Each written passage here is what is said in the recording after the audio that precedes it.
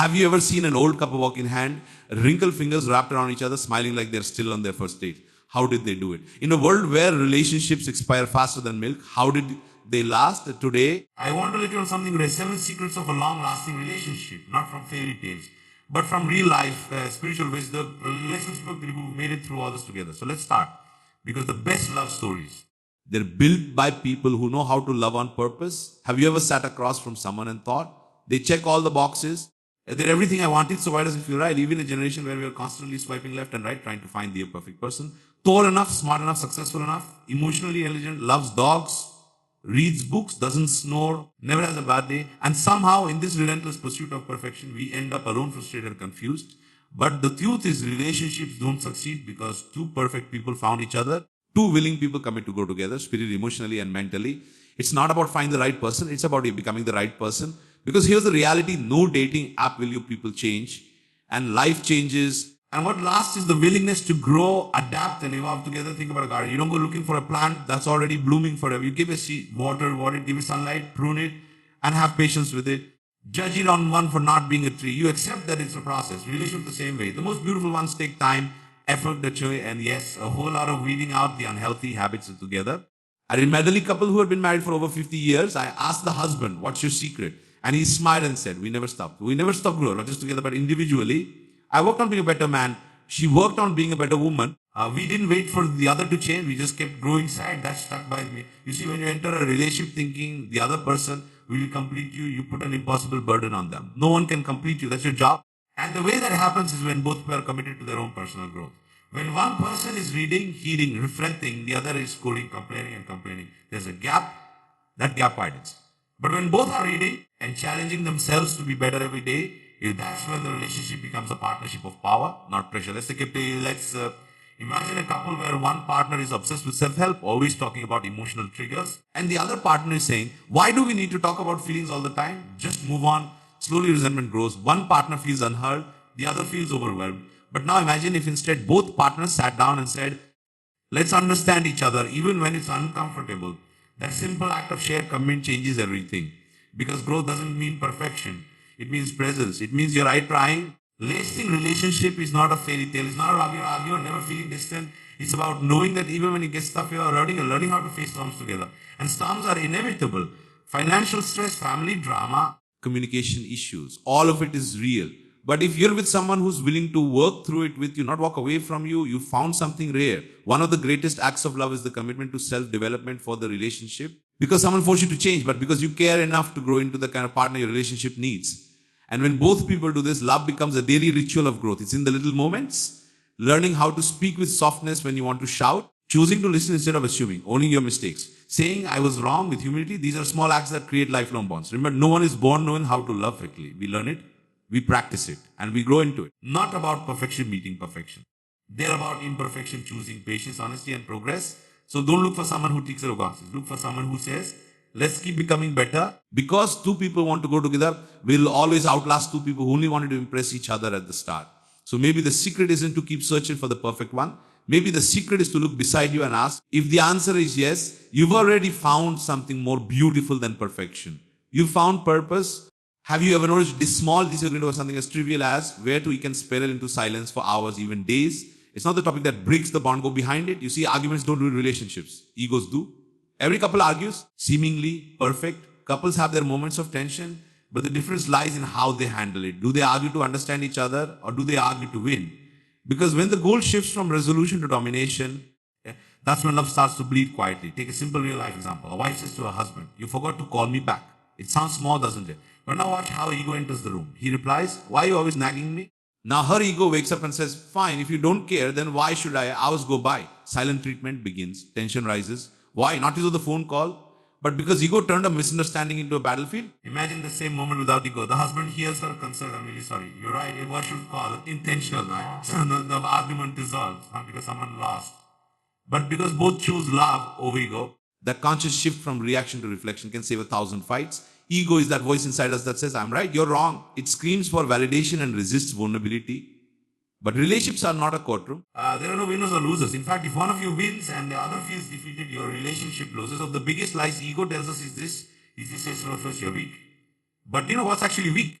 Then your pride destroys something that took years to build. Saying sorry, even when it hurts its strength, it says this relationship means more to me than my need to be right. We've grown up in a world that teaches us to protect ourselves, to never bow down. Love teaches the opposite, but it's not a war zone. It's a place surrender isn't loss, it's growth. Where saying understand is more powerful than saying, I told you so. In daily life, ego shows up in subtle ways. It's in that road eye when your partner makes a mistake. It's in that sarcastic remark when you hurt. It's in the silent treatment you give instead of expressing what you feel. But none of these build bridges. They build walls. And relationships need bridges, not barriers. I once met a man who told me, I lost the love of my life because like one sentence you're right and I was wrong. He said his partner used to beg for emotional support, but he fled, always defended, always avoided. Until one day she walked away. He wasn't fighting with her, he was fighting against himself. His ego didn't protect him, it isolated him. So how we overcome this, we start by listening more than we speak. Not just hearing words, trying to understand where the other person is coming from. We learn to respond with empathy rather than react with anger. We remind ourselves that love is not about keeping each other safe. Emotionally, mentally, spiritually. The next time you're in a disagreement, pause for a moment. Ask yourself, am I speaking from my ego or my heart? Because the ego wants to be right, but the heart wants to be real. The ego argues to win, but the heart speaks to heal. Also remember, forgiveness is knowing what happened was okay. It's about saying, I choose over this moment. And every time you do that, you weaken the grip of Vaishya, the foundation of love. A relationship where both people drop their egos can weather any storm. Because now, you're two people fighting air for each other.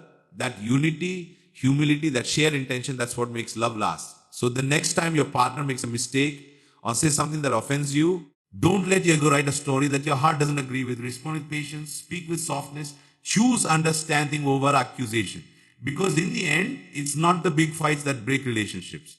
It's the small moments where ego steps aside. But let's not allow ego to be the silent killer of what could have been something beautiful. I've asked, are we alright? And that one question can change everything. Only to find that the one person you thought would make you feel better ends up making you feel worse. It's in those small moments. When your heart is tired, your mind is noisy, and your soul is worn out, that you begin to understand the real purpose of a relationship. It's not about someone making your life more complicated. It's about someone becoming your calm, the chaos, your peace, not your pressure. In today's world, we're constantly juggling responsibilities, demands, expectations, bills, family, and never-ending pressure to be all the time. In the middle of the time, if your relationship feels like just another place where you have to perform, defend yourself, you start to emotionally withdraw, because what we all secretly want, it isn't perfect peace. A space where we can just breathe, be ourselves, and feel safe. Imagine this: you've had a rough day at work. Your boss yelled at you. You're questioning your self-worth. You walk through the door hoping for a hug, a soft word, maybe even just a quiet presence. But instead, you're met with complaints. Why didn't you bring what I asked for? You're always so distant these days. Now your heart, already heavy, starts to down. This is what happens when the push should feel like home starts to feel like a storm. It's because they forgot the golden rule of loving who be their peace, not their pressure. Relationships thrive when they become a sanctuary or a battlefield, a place where both people see, not scrutinized, where they feel supported, not judged. And we shouldn't hold our partner as accountable or express our needs. But it's how we do it that matters. There's a world of difference between saying, you didn't do this, what's wrong with you? And saying, I missed you today. The other is vulnerability. Let's take a real life example. A young couple I once spoke to shared something powerful. Once I used to be the type of person who bottled everything up. And when I did speak, her husband interrupted gently and said, and I used to shut down every time she raised her voice. But then we made a pact to reach other's peace. So now when we are upset, we sit on the couch.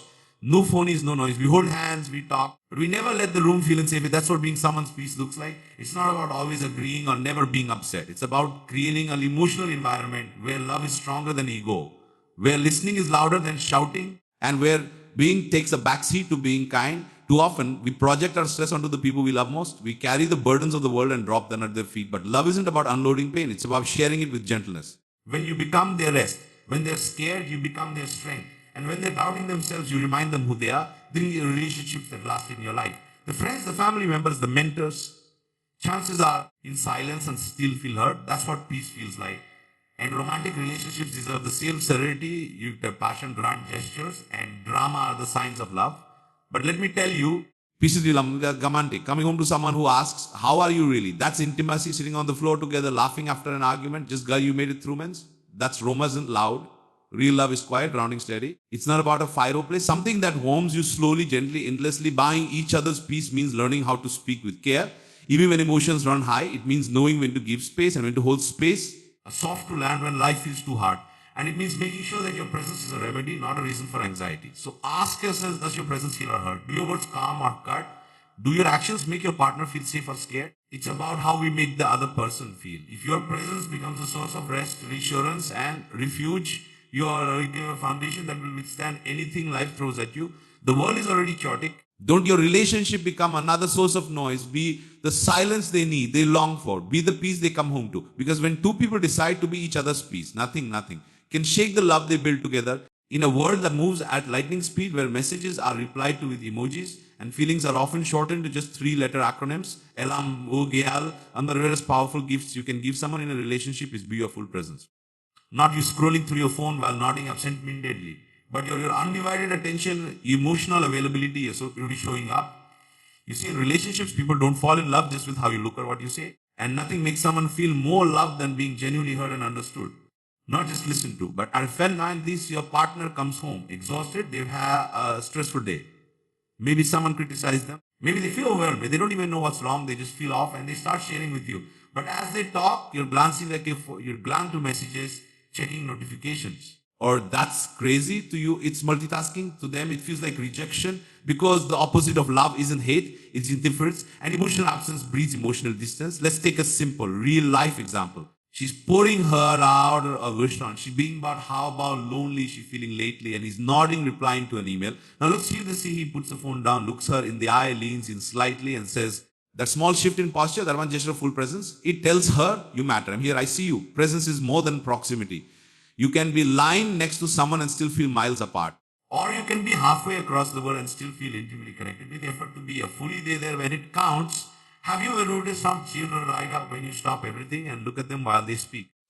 It's not we're saying there's something groundbreaking, it's because they feel a scene. That's exactly what adults want too. We never really grow out of that need.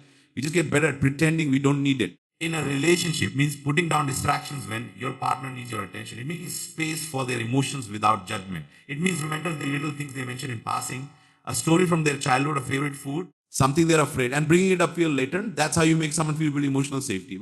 I once heard someone say, real intimacy is not created during the grand romantic moments. It's created in the quiet when someone chooses to fully show up. And it's true, long-lasting relationships are not built on flowers and candlelight dinners alone. They're built in kitchens, during long walks, on lazy Sunday afternoons. In those unfiltered conversations where both people are fully there, body, heart. Now let's be honest, in our busy lives, it's easy to get distracted in like social media, Netflix, emails, it's endless. But when everything is ungenerous, nothing feels important. Careful, we start treating our partner as just another reckless. That's when emotion begins, slowly, but silently. To be present also means being emotionally available. It's not just about listening to what's being said, but tuning into what's not being said. The sigh after a sentence, the change in tone, the silence that follows mind. You know your presence when you don't just react, you respond. You notice, you care. I remember a woman once told me, I don't need expensive gifts. I just want someone who remembers that I cry every time I hear that one song. That's when I'll know he's present. It's in that beautiful. It's in the details. The little moments where you pause and say, and here's the secret, when you give someone your full presence, they give it back. It's like a mirror presence, buddies. When both people start showing up with their full hearts, a new level of intimacy is unlocked. Trust deepens, love softens. And suddenly you don't feel alone even when you're silent because their presence is speaking louder than words ever could. So maybe the question to ask yourself isn't, do I love them?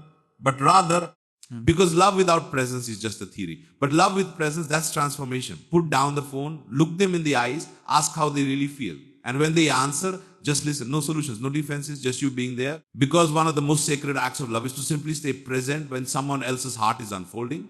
And when you become that kind of presence for each other, you're not just building a relationship, you're building by home.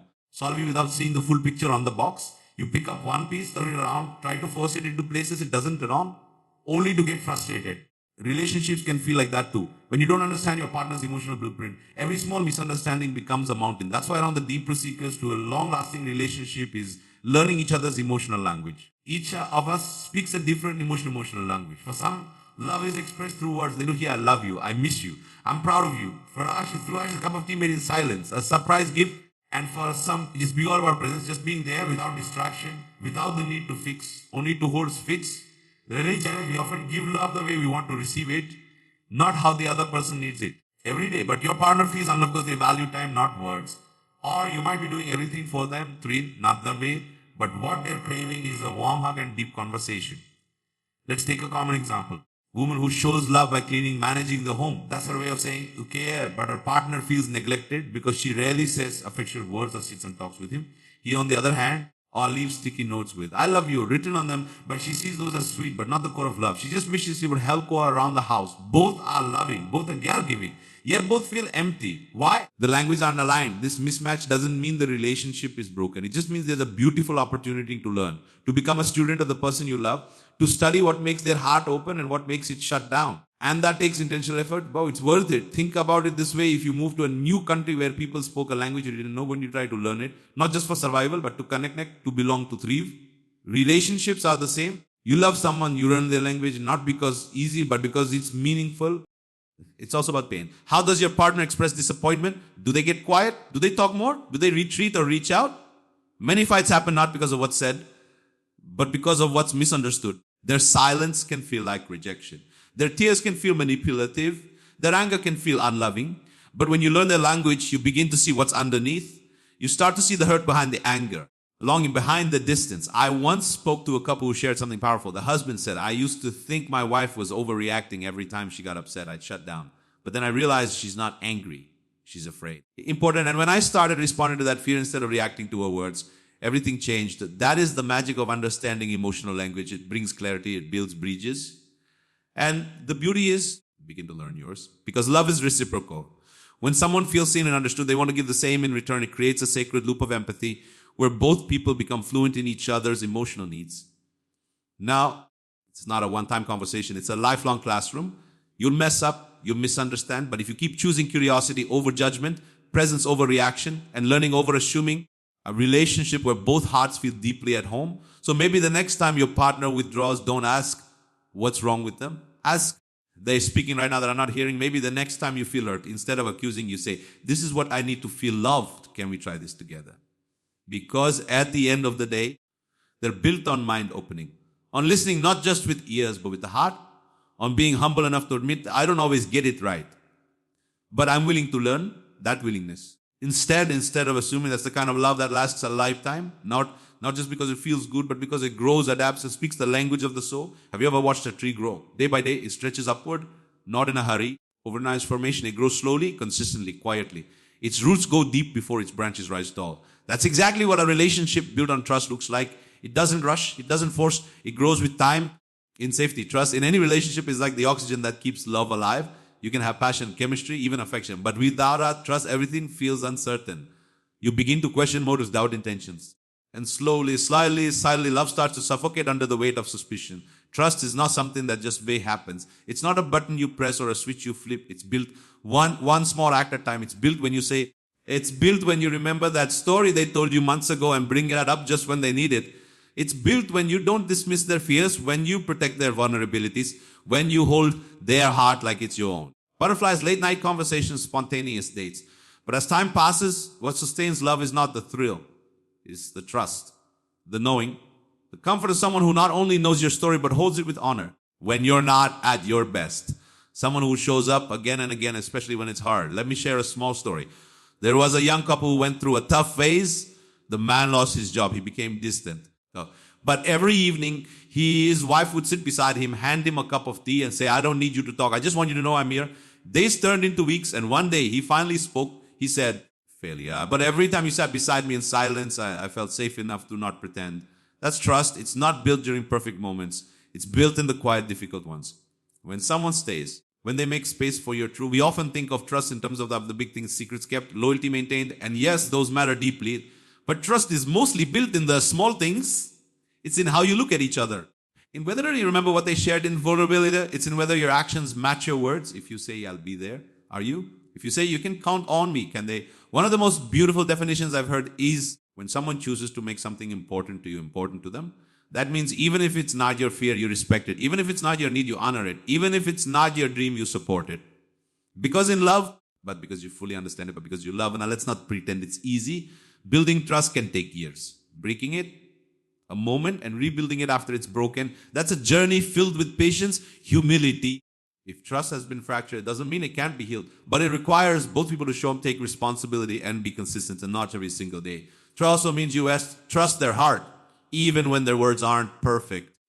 You believe in their intention even when execution falls short. It doesn't mean ignoring red flags or tolerating harm. But it does mean choosing to see the sheer whole of someone, their effort, their growth. When trust is present in a relationship, it creates an emotional freedom that is unmatched. You stop walking on eggshells. You stop doubting your worth. You stop fearing abandonment every time there's a disagreement. Even when you disagree, even when you struggle, they're not going anywhere. You're on the same team. And that allows love to deepen in extraordinary ways. Imagine a relationship where you don't need to keep checking their phone because you already trust them. When you're not, because you trust that your vulnerability won't be used against you. Where you can dream wildly, speak freely, cry openly. Because trust has created that kind of safety, that kind of sanctuary. When trust becomes the foundation, love can rise without fear. It can stretch, evolve, and flourish because it knows no matter what storm comes, the roots are strong. So if you're in a relationship, ask yourself, am I listening deeply? Am I keeping my word? Am I creating safety or suspicion? Because trust isn't a grand declaration. It's 1,000 quiet decisions. And when those decisions are made with care, with consistency, and with love, they create a love that lasts.